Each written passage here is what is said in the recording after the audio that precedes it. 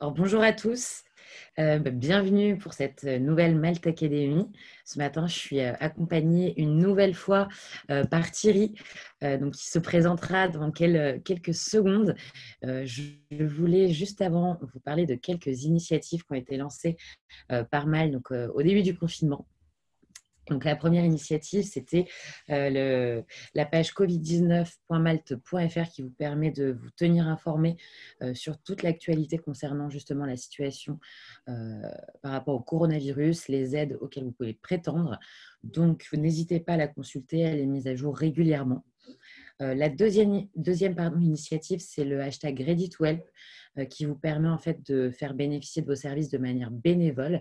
Donc, il vous suffit d'intégrer ce hashtag sur votre profil Malte, dans votre titre. Comme ça, des porteurs de projets peuvent vous contacter. Et enfin, la troisième initiative, ce sont les Malte Academy. Donc, vous pouvez consulter tout le programme des prochaines Malte Academy sur les 2 prochaines semaines sur la page maltacademy.com. Vous pouvez également accéder au replay. On en parlera à la fin de cette Malte Academy. Et vous pouvez également proposer, comme Thierry aujourd'hui, d'animer une Malte Academy. Alors, avant de laisser la parole à Thierry, on va faire le petit test comme d'habitude pour s'assurer que tout fonctionne bien. Donc, vous êtes censés nous voir tous les deux avec Thierry. Vous êtes censés voir mon partage d'écran que je vais arrêter tout de suite, mais donc vous allez pouvoir voir celui de Thierry dans une seconde. Et merci de nous confirmer également que le son est bon. Vous avez un petit espace pour nous envoyer vos messages, donc n'hésitez pas à nous confirmer que tout fonctionne correctement. Et vous pourrez également nous envoyer vos questions tout au long de la présentation. Et je pourrai interrompre Thierry au fur et à mesure pour lui poser vos questions. Super, merci Kevin, tout fonctionne. Natalia, super. Écoute Thierry, je te laisse la parole et je coupe ma caméra et mon micro en attendant et je reviens pour les questions. Merci à tous. Ah, tu es en mute.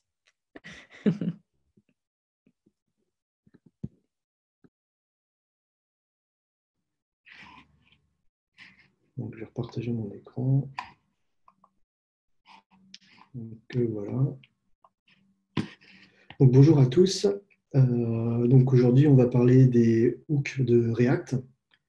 Donc, l'idée des hooks dans React, c'est d'améliorer le code de vos applications en utilisant des composants fonctionnels, c'est-à-dire définition de fonctions avec une fonctionnalité qui est apparue il y a quelques temps déjà, les hooks. Donc, avant d'aborder ce sujet-là, je vais me présenter rapidement. Moi, c'est Thierry Templier, donc je suis développeur full stack depuis maintenant plus de 20 ans. Et je suis indépendant depuis 3 ans. Et puis, une dizaine d'années, je me suis spécialisé dans les technologies JavaScript, aussi bien au niveau front que au niveau back. Donc, je mets en place des applications web dans ce contexte. J'ai aussi des compétences en Natural Language Processing pour des chatbots, notamment Rasa. Et je suis aussi contributeur sur Stack Overflow pour Angular.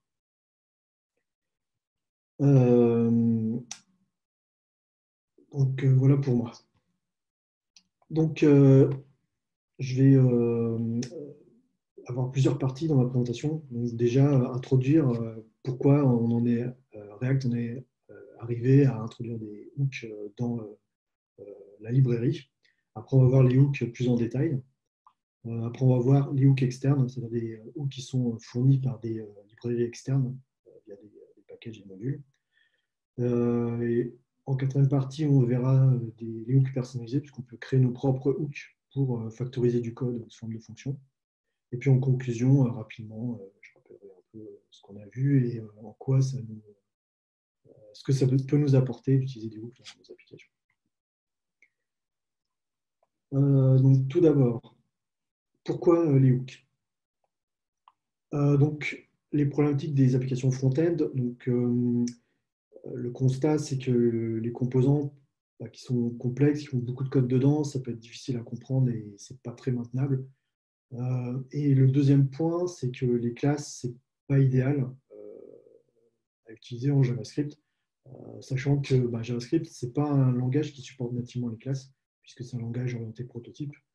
Donc, idéalement, ce vers quoi on voudrait tendre, c'est une programmation fonctionnelle, c'est-à-dire où tout le code de notre application est dispatché dans différentes fonctions qui s'utilisent les unes les autres, et ainsi de suite. On veut tendre aussi vers des composants légers qui sont écrits avec le moins de code possible. Donc, on veut épurer un peu tout ça. Et on veut pouvoir réutiliser les traitements entre composants, des traitements qu'on aurait définis dans des fonctions. Donc, tout d'abord, les composants sous forme de fonctions. Donc, je ne sais pas si vous êtes habitué à faire du React et comment vous faites.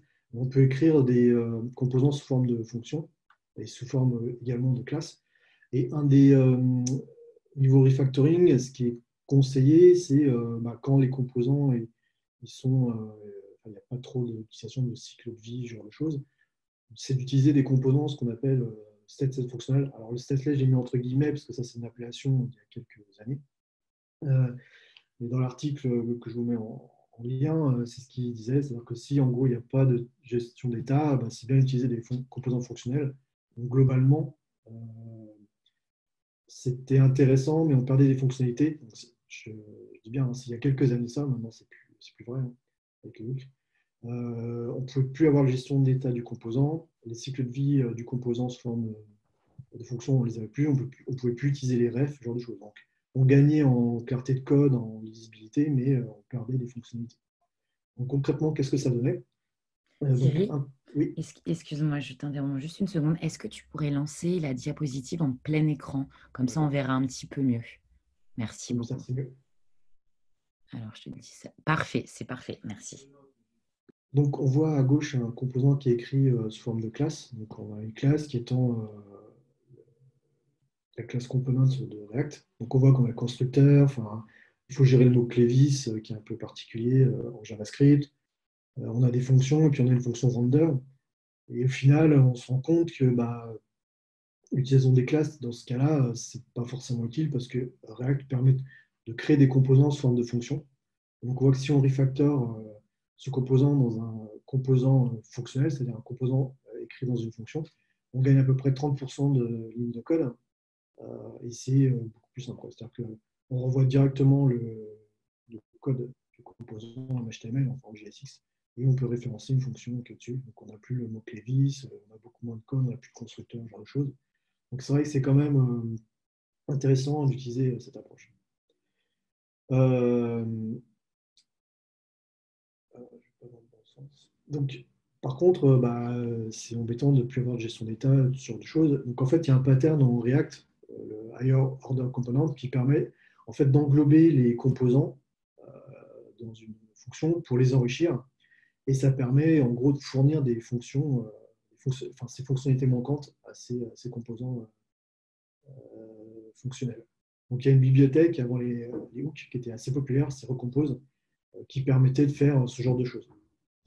Donc, au niveau d'un exemple, donc on voit qu'on crée notre composant sous forme d'une fonction, comme d'habitude, et on l'englobait avec la fonction nace qui était fournie par la bibliothèque Recompose, et elle permettait d'ajouter une gestion d'état avec le nom de l'entrée pour l'état et la méthode pour modifier cette propriété. Et puis le dernier paramètre, c'est la valeur par défaut.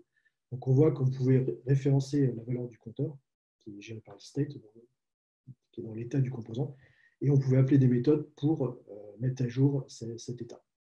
Donc c'était assez intéressant comme approche. C'était d'autant plus intéressant que React s'en est inspiré. Donc pour la présentation, qui va suivre, il ne faut pas confondre les hooks React avec la gestion du cycle vie, qui peuvent être aussi appelés hooks. C'est deux choses vraiment différentes. Donc, après cette courte introduction, on va rentrer dans le vif du sujet en montrant ce que sont les hooks et ce qu'elles peuvent apporter à des composants de type fonction. Donc, les hooks s'appliquent vraiment aux composants de type fonction. Donc, comme on l'a vu avec les stateless functional components, il manquait des choses. Donc, l'utilisation, les hooks ont été amenés pour justement pallier à ce problème. Donc, favoriser l'utilisation des composants fonctionnels et fournir un support natif du pattern que je vous ai montré, c'est-à-dire wrapper un composant pour avoir des fonctionnalités en plus. Donc pour info, hein, cette fonctionnalité, les hooks, elle est disponible depuis la version 16.8 de React. Donc, qu'est-ce qui va être ajouté, enfin, quels sont vos meilleurs amis maintenant quand vous avez développé ce type de composants? Donc, on va avoir des fonctions qui vont être mises à disposition par React lui-même.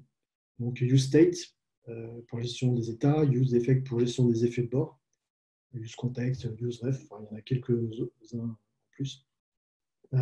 Et ce qui est intéressant, c'est que vous voyez qu'il y a un nommage particulier, c'est-à-dire qu'il y a toujours use devant. Donc, on sait que quand il y a use quelque chose, c'est un hook et la gestion sera particulière dans ce cas-là.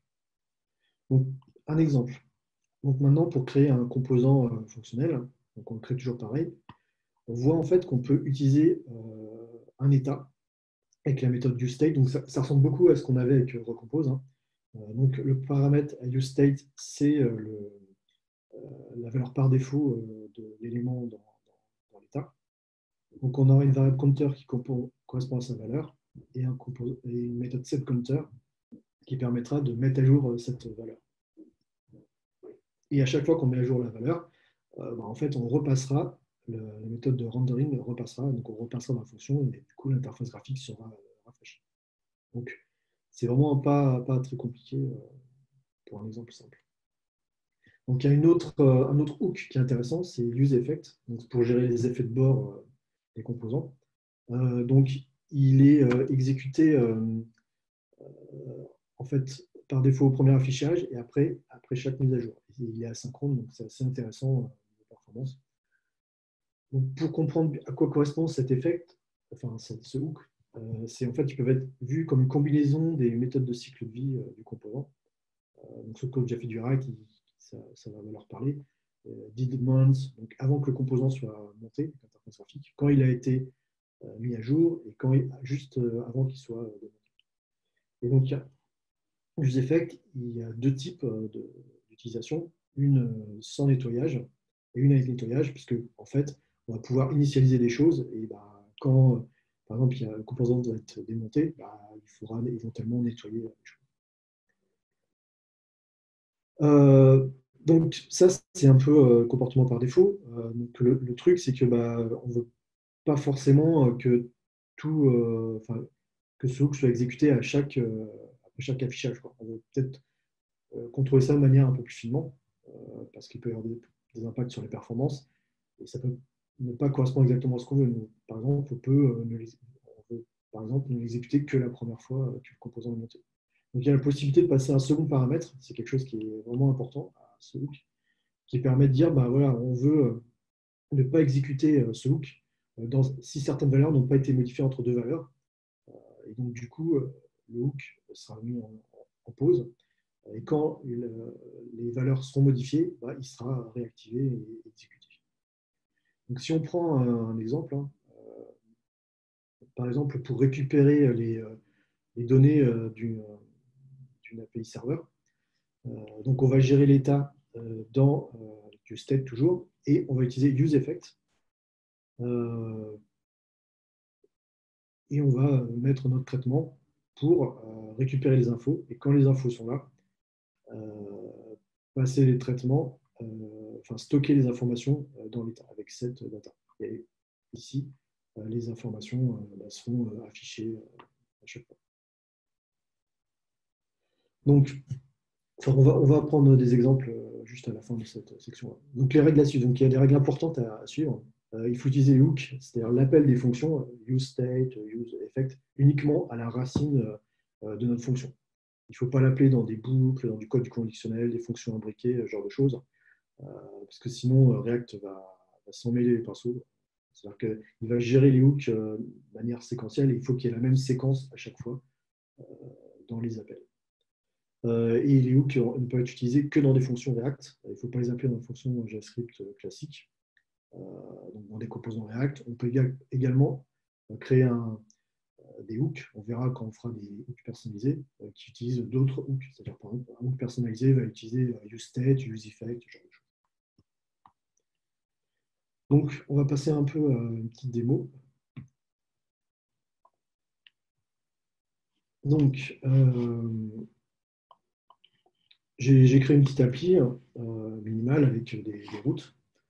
Donc, on a deux routes. Une route pour la liste de to-do, c'est un exemple assez simple, et une route pour un to-do en particulier. Donc, le to-do qui correspond à Easy To Do, bah, il est assez vide pour l'instant.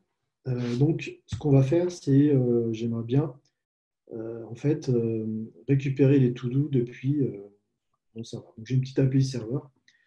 Donc, ce qu'on va faire, c'est qu'on va utiliser déjà useState pour définir un état. C'est-à-dire qu'en gros, on veut pouvoir avoir la liste des to-do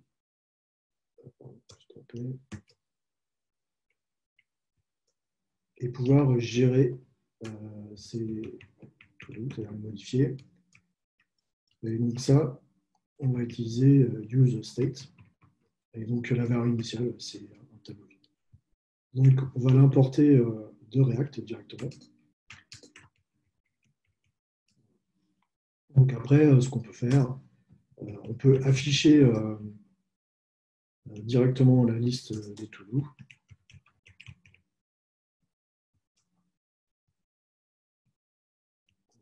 De manière classique, hein, en disant bah, to-do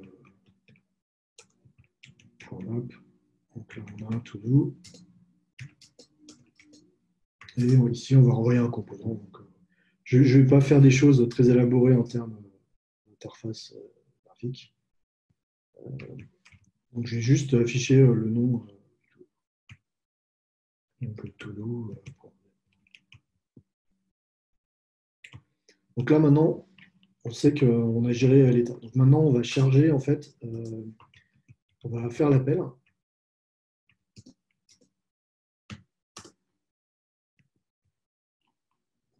utiliser Axios. Axios, c'est une librairie pour faire des appels HTTP. On aurait pu utiliser autre chose, hein, Fetch directement, autre chose. Donc, Thierry, oui, excuse-moi, est-ce que tu as la possibilité d'agrandir la page pour qu'on voit mieux juste le code? je pense. Parce que je pense que ça doit... Moi, je le vois bien de mon côté, mais ça doit dépendre peut-être des écrans. Si tu Est-ce que peux c'est plus zoomer beau un comme peu. ça? Alors, un petit peu mieux. Est-ce que vous pourriez nous dire si c'est bon? Oui, il y a eu un c'est bon. Bon, a priori, je pense que c'est mieux en tout cas. Et je réponds juste à une petite question. Il y a Natalia qui nous demandait si l'enregistrement serait disponible. Donc, les Malte Academy sont enregistrées et si Thierry est OK, elle Ah sera ouais, moi, il n'y a pas disponible. de Voilà. Et donc, souci. elle sera disponible d'ici une semaine sur la page des replays de Malte Academy. Je vous enverrai le lien après. Je te laisse poursuivre, pardon. Ok, pas de souci. Donc, on récupère euh, donc, sur Calost. Donc, il y a une petite appli qui tourne. Et puis, c'est sur la slash to. On va récupérer. On a la réponse. Et après, on va positionner les to-do dans le state. Voilà. Alors là, on voit que useEffect sera exécuté en fait à chaque changement, donc c'est pas forcément ce qu'on veut. Nous, ce qu'on veut, c'est qu'il soit exécuté une fois que la première fois que le composant est monté. Donc, on va utiliser le deuxième paramètre en passant un tableau vide, c'est-à-dire un tableau où il n'y a aucune valeur dedans. Et donc, du coup, bah, la première fois, il va être exécuté. Et comme il n'y a pas de valeur à écouter, enfin, pour lesquelles on attend des changements, bah, du coup, après, il ne sera plus exécuté. Donc, là, on a bien exécuté uniquement la première fois. Donc, si on regarde ce que ça donne,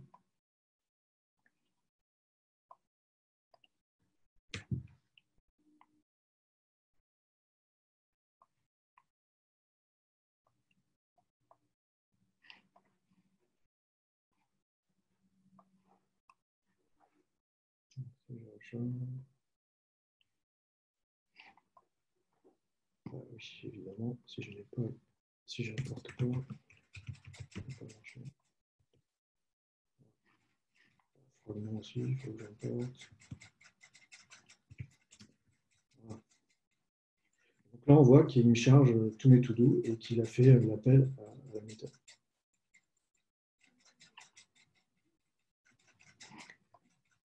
Donc, on peut faire un truc un peu plus élaboré pour après rediriger vers la page de détail.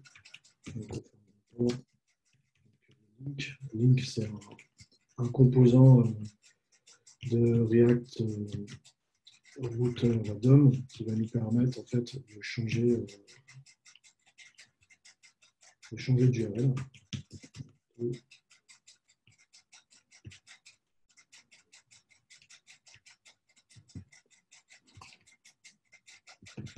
link, avec un majuscule, ça sera mieux. Et donc, dans le tout, on va lui passer l'URL, donc slash todo, et après todo.id, en fermant bien. Voilà. Donc là, maintenant, on a nos URL, et quand on clique dessus, on passe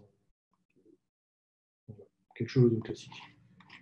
Donc, on peut faire la même chose au niveau de l'autre. Donc, je vais copier les choses pour, en fait, au niveau du to-do, charger, exécuter une requête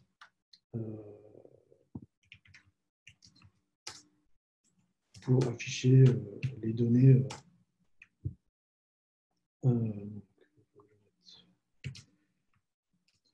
state, use, effect. Il faut que Axios aussi.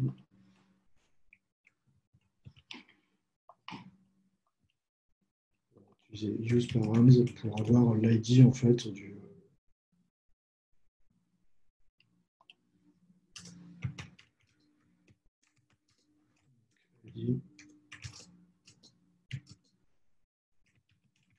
Ça, c'est le routeur en fait, qui va nous permettre d'extraire. Vous voyez, il y a des hooks en fait, qui arrivent un peu de partout. Donc, non, c'est pas tout, c'est cette to-do. Donc, c'est plus un tableau, mais c'est un objet. Donc, on va passer avec quelque chose comme ça. Donc, voilà. Et donc, maintenant, le to-do, ça va être quelque chose d'un peu plus évolué. Parce qu'il va falloir passer en fait l'ID dans l'URL. Donc, on passe avec des buckets. Voilà, comme ça. Et donc ici, on peut afficher le nom du to-do.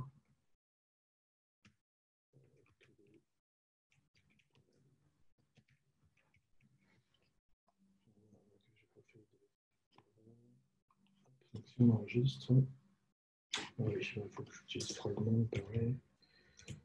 Parce que React, il veut un unique composant en fait à la racine de ce qu'on retourne. Et le fragment, je mets ici, j'importe.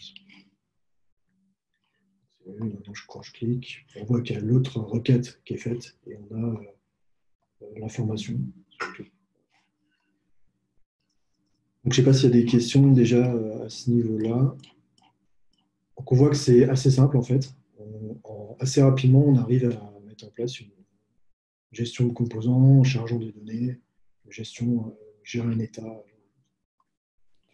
Non, pour le moment, on n'a pas reçu de questions. Alors, je ne sais pas si certaines personnes sont en train d'en envoyer, donc n'hésitez pas. Encore une fois, vous avez la page converser qui vous permet de nous envoyer vos questions. Mais en tout cas, pour le moment, je pense que tu peux poursuivre. Benoît nous dit que c'est très clair pour le moment. Ok, bon, super. Donc là, on a vu ce qu'on pouvait faire avec les hooks natifs en fait, de React. Mais bon, il fournit un support de base. Donc il faut, enfin, comme pour tout développement d'application, hein, on va utiliser des librairies externes pour s'en sortir. Et il y a pas mal de librairies qui vont fournir des hooks pour, c'est en gros des fonctions avec des traitements qu'on va pouvoir utiliser pour nos traitements.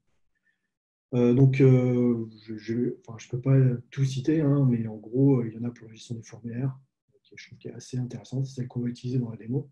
On peut aussi faire des appels HTTP qui vont wrapper des choses. On peut gérer la taille des écrans, on peut gérer les portals. Alors, les portals, je ne sais pas si vous connaissez, c'est des choses qui permettent d'afficher des divs en dehors du flow des composants. C'est par exemple quand on veut faire des modals, des choses comme ça. Donc, bien sûr, Redux, on a aussi des utilitaires pour gérer le click outside, par exemple d'une modal, ce genre de choses. Donc, concernant la gestion des formulaires, il y a une bibliothèque assez populaire et je trouve qui est vraiment, vraiment intéressante. C'est React Hook Form, qui en fait met à disposition une hook dédiée pour gérer les formulaires.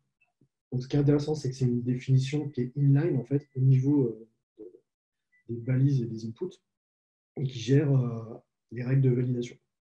Donc, on peut aussi intégrer la solution de formulaire. C'est géré aussi assez simplement. Et pareil, après, on peut afficher les erreurs de validation. Donc, voilà ce que ça donne. Donc, vous voyez, on importe la fonction useForm. Après, on l'utilise. Elle nous met à disposition des méthodes. Donc, une pour gérer le submit, une pour définir nos règles de validation et une pour avoir accès aux erreurs. Donc, après, on a notre méthode de gestion du submit. Donc, après, on peut définir dans le formulaire directement les événements en se basant sur ces méthodes. Donc pour le unsubmit, on wrap en fait notre méthode unsubmit avec le nullSubmit de React Form. Et au niveau des composants input, on peut configurer les règles de validation via l'attribut ref de React. Et après, on peut afficher les erreurs pour l'email, erreur pour l'email, et puis après pour l'username.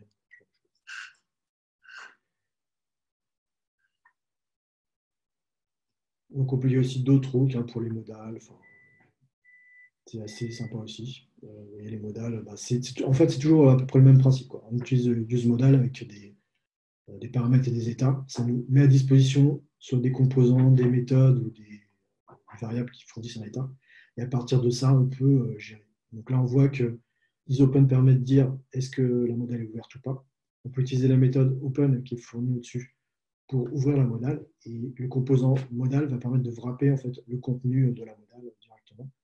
Et on clique, on peut appeler la méthode close. Donc, ça devient assez simple. Donc, on va repartir en fait sur la démo. Donc, ce qu'on va faire, c'est qu'on va rajouter en fait un formulaire au niveau de notre page d'un to-do. L'idée, Thierry, oui, on a reçu 2 questions. Est-ce que tu veux y d'accord. répondre dès maintenant? Oui, ok, pas de souci. Alors, il y a Guillaume qui nous dit, donc super pratique ce second paramètre sur UseEffect. Comment faire pour l'utiliser pour remplacer Component Will Unmount? Alors, en fait, on ne l'a pas vu exactement. On l'a pas vu, on le verra dans les composants personnalisés. Mais en fait, cette fonction, on peut lui passer une fonction en retour.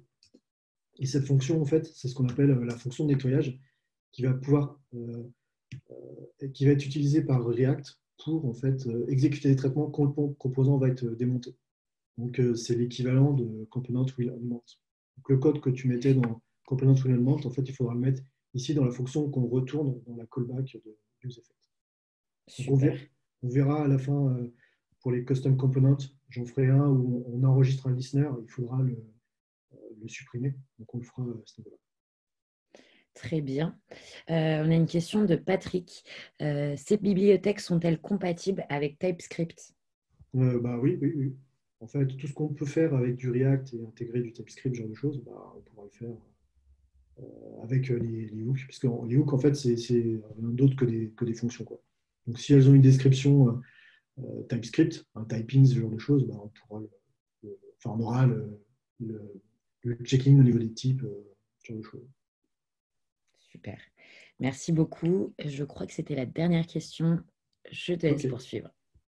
OK. Donc là, on va rajouter un formulaire euh, avec l'input dedans. Donc, l'input, dedans, on va mettre l'attribut name. Donc, dans notre cas, ça va être name, c'est le même. On va mettre la valeur par défaut qui va permettre d'initialiser en fait l'input avec la valeur qu'on a récupérée du serveur. Donc, ici, c'est todo.name. Et on va définir en fait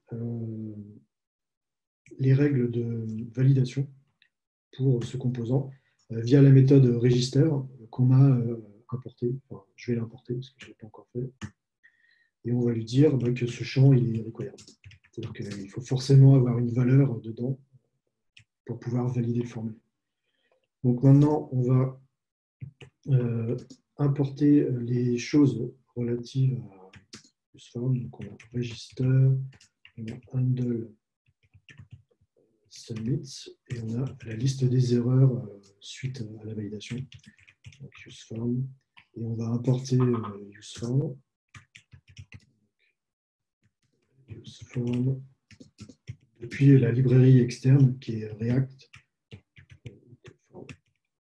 Toutes les librairies, je les ai importées via npm install précédemment. Ne vous inquiétez pas là-dessus. Et donc, on va gérer le onSubmit. Et on va dire, comme vous vous souvenez, il faut le wrapper. Donc, on va utiliser la méthode onSubmit. Je vais définir au-dessus une fonction, comment je peux l'appeler. Par exemple, onSubmit. C'est pas très original, mais bon. Là, ce sera les données du formulaire. Fichier. Voilà. Submit, et on lui passe en paramètre cette fonction. Donc, vous voyez, rapidement, on a mis en place le formulaire. Donc, on va voir ce que ça donne.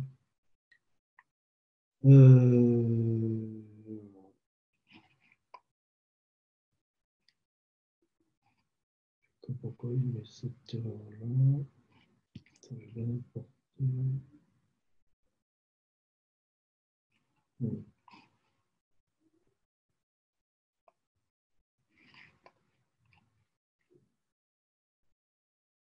Je pense que j'ai fait une petite faute. Je pense que ça va être mieux comme ça. Effectivement. Donc là, on voit qu'on a bien notre input, ce qui est ici. Si par exemple j'enlève, par contre, il faudrait que je rajoute type submit pour pouvoir soumettre le formulaire. Et là, j'ai fait une faute de frappe. Voilà. Donc voilà, j'ai le bouton valider. Donc si maintenant j'essaye de valider, donc on voit qu'il n'y a rien qui a été envoyé. Donc par contre, si je mets un champ, si je valide, là on a bien la donnée. Alors la chose qui manque là, c'est que j'affiche pas les erreurs, donc on n'est pas notifié des erreurs. Donc si error.name, comme mon champ s'appelle name, donc en fait il y a une entrée dans name s'il y a une erreur, et c'est error.name. Je peux mettre directement un message comme je le fais. On peut spécifier un message, mais bon. Je vais mettre. Si je rafraîchis la page, donc on voit que ici, je mets rien. Donc je valide, champ obligatoire. Et quand je change, voilà, il n'est plus obligatoire. Donc on voit que en 2 minutes, là, j'ai mis à jour cette page pour avoir une gestion de formulaire. Donc, le truc qui reste à faire, c'est d'enregistrer les infos. Donc, appeler une méthode. Donc, ouais, au niveau du...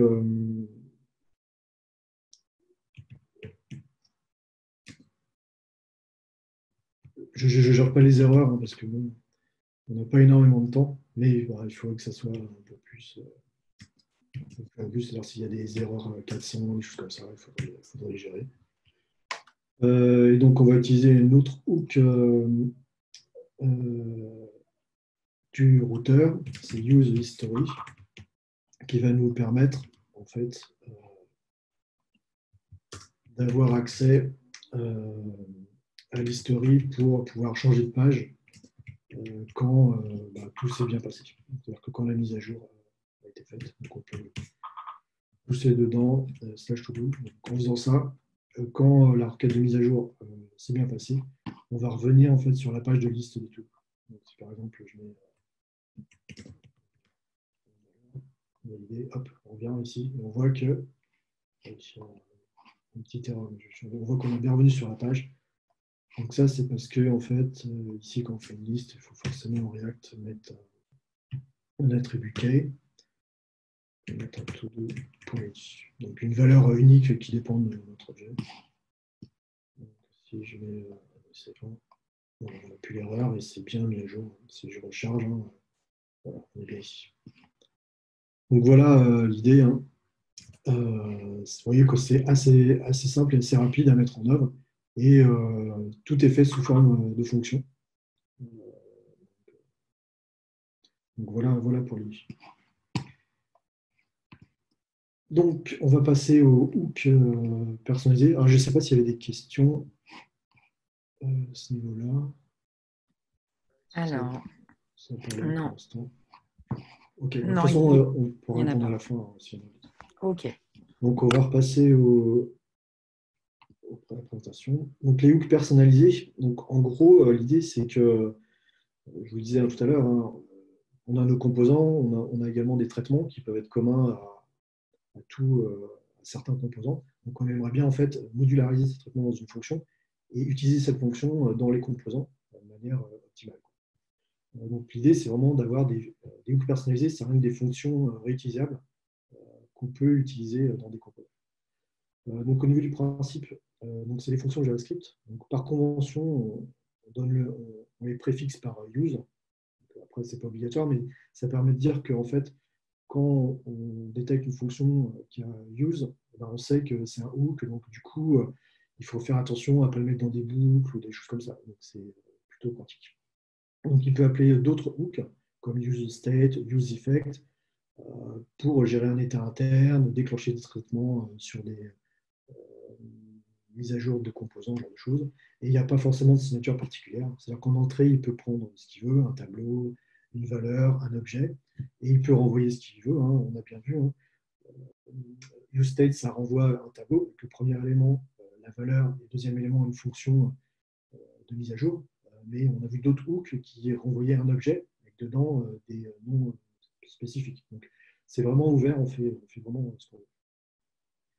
Donc, un petit exemple pour que vous voyez à quoi ça peut ressembler. Donc, c'est un exemple qui détecte en fait les changements de largeur de la fenêtre du navigateur et qui, du coup, les renvoie dans les composants.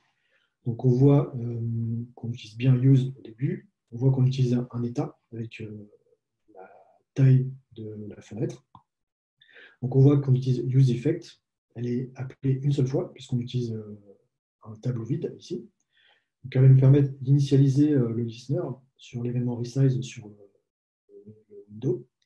Et la fonction de traitement va être handle resize. Et en fait, quand handle resize est appelé, on appelle set window size qui permet de mettre à jour l'état en fait, du hook.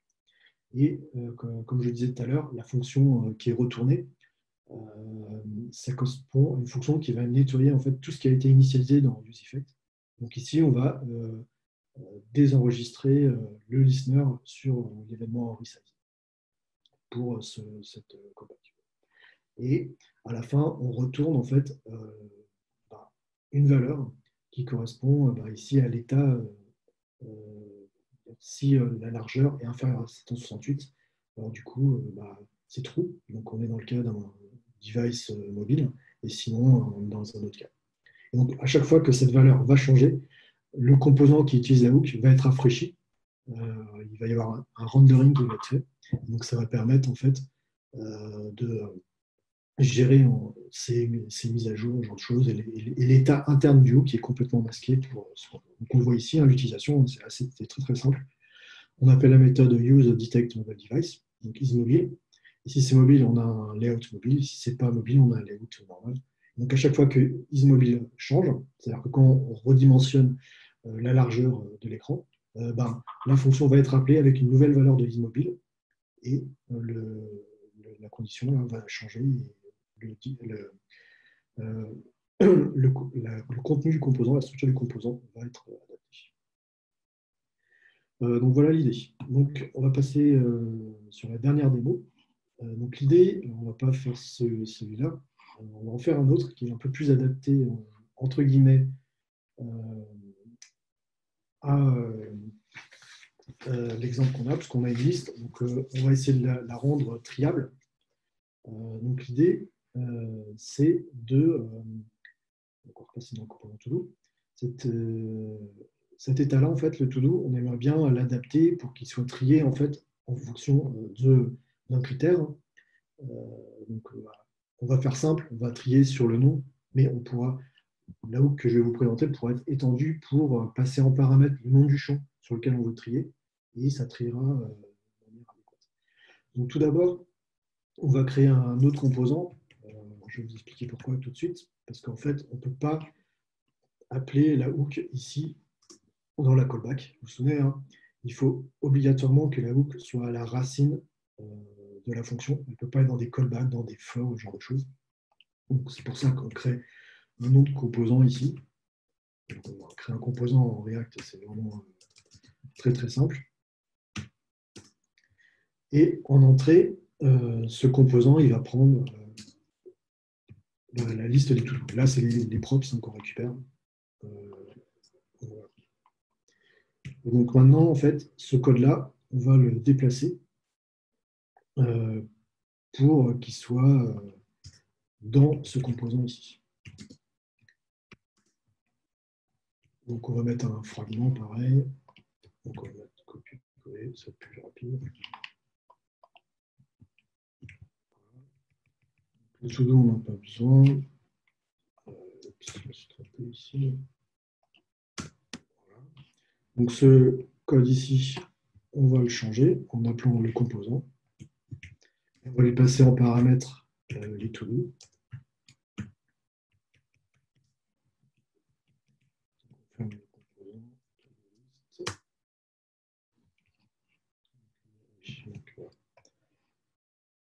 Donc si on exécute, hein, ça va faire exactement la même chose, sauf que il y a deux composants. Et donc maintenant, ici, en fait, on va plus se baser sur to-do, mais on va se baser en fait sur une propriété qui est renvoyée par une hook custom. Donc on va l'appeler par exemple sortable list. On peut l'appeler comme on veut. Hein, donc l'idée c'est que c'est une hook qui va permettre de trier des listes. Donc use sortable list. Donc qu'est-ce qu'on va prendre en paramètre? Donc en paramètre, on va prendre les items. Donc en gros, nous, ça sera la liste des to-do, mais ça pourrait être complètement autre chose. Une configuration qui, par défaut, est nulle, et donc on crée notre fonction. Voilà. Donc cette fonction, forcément, elle va gérer un état. L'état, il va être sur la config. Là. On va pouvoir changer la config. Donc, on va faire avec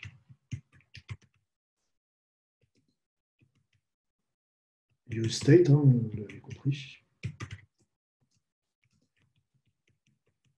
Et on va mettre config pour l'initialiser. Donc je vais importer useState depuis React directement. Voilà. Et donc l'idée derrière, ça va être de retourner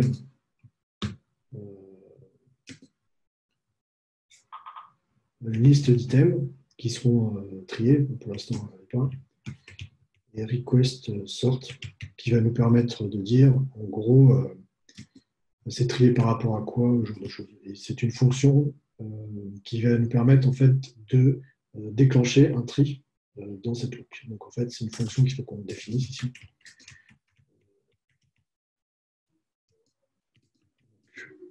On ne va pas passer de paramètres. On aurait pu, hein, c'est-à-dire on aurait pu passer un champ si on veut changer de champ. Mais là, en fait, ça va juste inverser la direction du tri. Donc,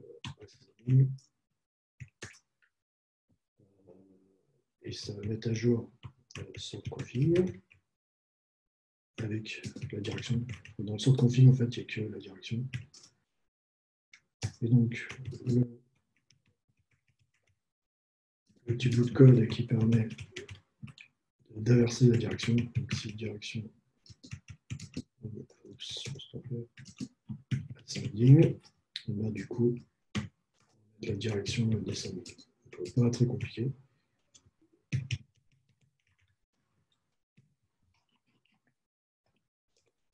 Donc là, ce qui nous manque, c'est comment on va calculer l'item. Donc, on va dire que c'est une sortie item.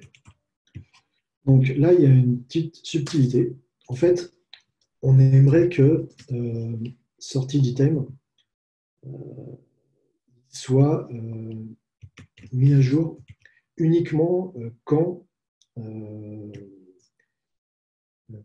items ou config changent. Parce que sinon, ça sert à rien. S'il y a des rafraîchissements de la vue qui sont dus à d'autres choses, on va quand même passer dans exécuter le code du hook. On n'a pas envie que les calculs de tri se refassent. Donc en fait, il y a une hook native qui est assez pratique pour ce genre de truc, c'est useMemo, qui va permettre d'exécuter la fonction de tri uniquement si des propriétés changent. Donc les propriétés qui changent de manière classique, hein, comme pour useEffect, c'est le second paramètre qui est un tableau, donc item et sortConfig. Voilà l'idée. Alors la méthode de tri, je ne vais pas vous la recoder, je vais la reprendre directement. Qu'est-ce qu'elle fait? Elle va comparer, donc elle crée une nouvelle liste à partir de la liste initiale. Et en fonction de la sorte config, elle va dire, voilà, en gros, elle va comparer les noms. Et en fonction de la direction dans laquelle on veut trier, il va renvoyer 1 ou -1, sinon 0. Donc, c'est ça. Et donc cette méthode-là va être appelée uniquement si item ou sort config change. Donc maintenant, comment est-ce qu'on va utiliser cette hook? Donc, tout d'abord, on va l'importer. Qu'est-ce que j'ai importé? Donc il faut que je fasse un export default pour pouvoir l'utiliser. Voilà. Maintenant, je vais pouvoir l'importer de l'autre côté. Donc, sortable list, donc égal from, pardon.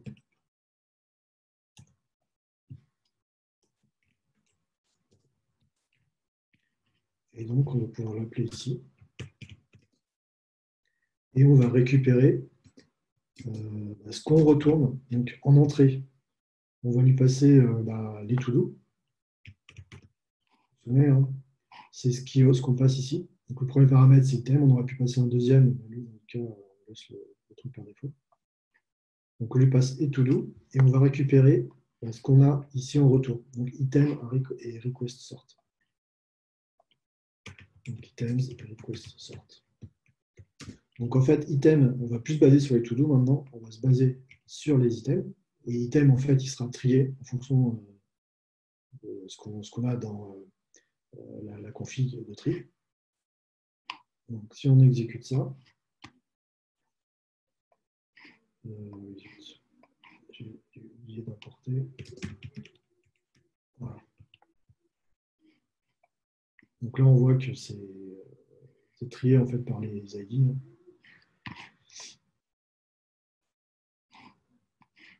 Donc maintenant, on va pouvoir appeler en fait le déclencheur pour trier. Donc on va le mettre dans un div avec un clic. On va appeler la méthode requestSort, qui est la méthode qui permet de déclencher le tri dans notre hook, si vous vous souvenez bien. Cette méthode-là, elle va changer en fait la direction. Donc on a trié. Et si on trie, maintenant on voit qu'on change. La direction est changée.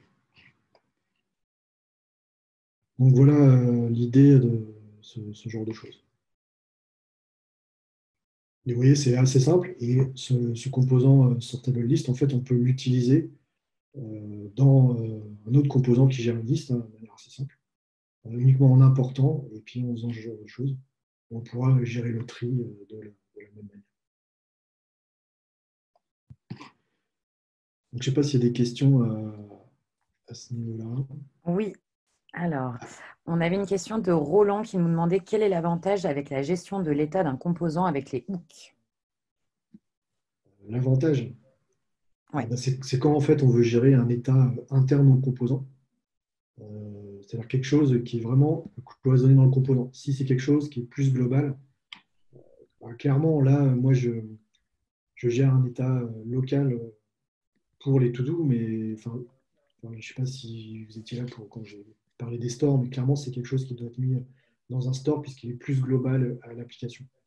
Donc, l'avantage, c'est quand on gère, par exemple, je ne sais pas si on a un, un bout d'UI qui est collapsé ou affiché en fonction de critères, quoi. Par exemple, une petite flèche, on clique dessus, ça ouvre le détail, on clique sur la petite flèche, ça le ferme, quoi. Donc ça, c'est clairement un état qui doit être géré avec du state, parce que c'est quelque chose qui est vraiment spécifique aux composants. Donc c'est plus des états un peu comme ça. En fait, UState, c'est la même gestion d'état que dans les composants React sous forme de classe, quoi. Et ce qui est plus donné, plus général, souvent c'est dans des stores Redux, des choses comme ça qu'on gère. Merci. Alors, on a d'autres questions. Et c'est Benoît qui nous demande est-ce que c'est la bonne pratique de dupliquer un élément pour pouvoir y appeler un hook custom ou non? Alors, je ne sais pas ce qu'il entend par élément, mais dupliquer un élément pour pouvoir y appeler Un composant. duplier un Mm. composant. Bah, le hook, en fait, le hook, il est fait pour être utilisé dans plusieurs composants, quoi. Donc, dupliquer un composant, voilà, ça dépend du contexte, quoi. Je ne sais pas ce qu'il a en tête, mais c'est plutôt l'inverse, quoi. C'est-à-dire que s'il y a du traitement qui est dupliqué dans des composants, bah, on va essayer de l'extraire dans une fonction qui sera un hook et qu'on utilisera dans chaque composant, quoi. Donc, c'est vraiment la fonctionnalité des hooks, quoi. C'est-à-dire modulariser les traitements qu'on peut mettre dans des fonctions, quoi, qui sont utilisés dans des composants. Une autre question d'Adrien. Est-ce que. Alors, oui, si, c'est ça, Adrien. Est-ce la bonne pratique de passer ces composants de classe à fonction? Ces composants de classe à fonction. Je ne comprends pas trop la question, mais j'imagine que c'est passer un composant dans une hook, c'est ça? Alors, je pense qu'Adrien, s'il est toujours connecté, va pouvoir nous le confirmer ou préciser sa question. Alors, je regarde en attendant s'il y en a d'autres. Alors, non, Adrien dit non, transformer en composant React écrit sous forme de classe. Et Loïc qui précise, je pense que c'est passé d'un modèle classe à un mode hook. Bah, en fait, euh, en introduisant les hooks, React, il n'a pas du tout fermé la possibilité d'utiliser des composants sous forme de classe, quoi. C'est-à-dire qu'on peut même combiner les deux, quoi. C'est-à-dire que il peut, on peut, par exemple, To-Do, j'aurais pu mettre enfin, un composant qui n'utilisait pas voilà, celui-là, par exemple, app, j'aurais pu l'utiliser sous forme de classe, un composant sous forme de classe. Et lui, il va utiliser des composants, par exemple, To-Do page, qui sont sous forme de fonction, quoi. On peut mixer les deux, quoi. Il n'y a pas de problème avec ça. Et ils ont bien précisé dans la doc qu'ils ne vont pas supprimer la possibilité d'utiliser des composants sous forme de classe. Donc, tout peut cohabiter ensemble. Par contre, si on veut utiliser des hooks, il faut forcément que ce soit des composants écrits sous forme de fonction. C'est la contrainte, quoi. Très bien. Et alors, je crois que c'était la dernière question. Sur use memo, c'est ça? Ah, pardon, je n'avais pas vu. Sébastien également. Je n'ai pas Ouais. compris l'utilisation de UseMemo.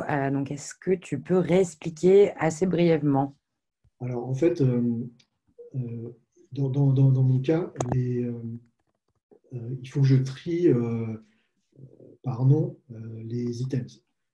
Mais le truc, c'est que à chaque fois qu'on a un rendu du composant, bah, ce code-là va être exécuté, même si item n'a pas changé et même si config n'a pas changé.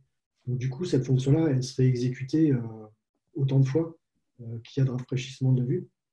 Donc, du coup, en termes de performance, ce n'est pas forcément optimal. Donc, l'idée, c'est de dire, bah voilà, useMemo, en fait, on lui passe une fonction, et cette fonction va être exécutée uniquement s'il y a items ou sort config qui sont mis à jour. Et dans les autres cas, en fait, c'est une sorte de proxy, de cache. Il va renvoyer la valeur qu'il a précédemment calculée via l'appel de la fonction. Donc, sortable items. Donc, c'est ça l'idée, c'est une sorte de cache qui est invalidée quand les valeurs qui sont passées dans le second tableau sont mises à jour. Ici, items et sort config. C'est ça l'idée. Je ne sais pas si j'ai répondu à ta question. Ok, bon, parfait. Merci Thierry. Alors, si jamais je suis passée à côté de certaines de vos questions, n'hésitez pas à les renvoyer. Je n'ai pas l'impression. Est-ce que toi, il te restait des slides ou est-ce que ta présentation était J'ai juste un petit récapitulatif rapide. super? 2 secondes. Donc, en résumé, les hooks de React, c'est pour favoriser l'utilisation des composants fonctionnels. C'est ça, c'est-à-dire l'utilisation des fonctions pour créer nos composants. Ça permet il va fournir des supports natifs pour gérer les états et les effets de bord. Effets de bord, on entend rafraîchissement des composants ou montage de composants. Et il va favoriser en fait le partage et la réutilisation de codes qui sont mis à disposition via des fonctions. C'est modulariser les traitements dupliqués dans des fonctions et les utiliser dans différents composants. Et il permet l'extension de ce modèle avec des hooks personnalisés, c'est-à-dire créer nos propres fonctions qui vont utiliser d'autres hooks, tels que les hooks natifs de React ou d'autres hooks importés depuis d'autres. Donc voilà l'idée. Moi, je trouve que ça vraiment apporte une simplification de React et des bonnes pratiques. C'est beaucoup plus concis, c'est beaucoup plus clair de faire des composants. On l'a vu notamment au niveau des formulaires. Donc, je vous encourage à utiliser cette approche. Je pense que React pousse aussi pour que cette approche soit utilisée. Donc voilà pour moi, pour cette présentation. Merci beaucoup Thierry, c'était super intéressant. Alors n'hésitez pas à toutes les personnes qui sont connectées, si vous avez des questions, à nous les envoyer. Je reprends juste une seconde la main sur le partage d'écran pour vous indiquer où est-ce que vous allez pouvoir retrouver les replays. Hop, je me mets juste sur la bonne page. Voilà. Donc, vous devez voir maintenant mon écran. Donc, sur la page Malte Academy, vous allez du coup pouvoir retrouver tous les replays, celui de Thierry d'ici quelques jours, même son ancienne Malte Academy qui date d'il y a 2 semaines, il me semble. Toutes les Malte Academy enregistrées depuis le début du confinement. Vous avez également accès au programme des prochaines semaines. Vous avez également un bouton d'appel à candidature si vous souhaitez proposer un sujet. Donc ça, n'hésitez pas, vous aurez une personne qui reviendra vite vers vous pour échanger et mettre en place cette Malte Academy. Et donc pour moi, tout est bon. Merci beaucoup Thierry, en tout cas, pour ta présence ce matin, d'avoir animé une nouvelle fois une Malte Academy. C'est un plaisir. On a beaucoup de remerciements, pas de nouvelles questions a priori. Je vérifie. Ouais, tout est bon. Non, Okay. pas de nouvelles questions. Et ceux qui sont arrivés en cours de route, comme Keira, donc, le replay sera disponible dans quelques jours. Donc, comme ça, vous pourrez rattraper la partie que vous avez manquée. Merci à tous, en tout cas, pour votre présence. Merci encore à Thierry et bonne journée. À bientôt. Bonne semaine. Merci, bonne journée. Au revoir. Au revoir.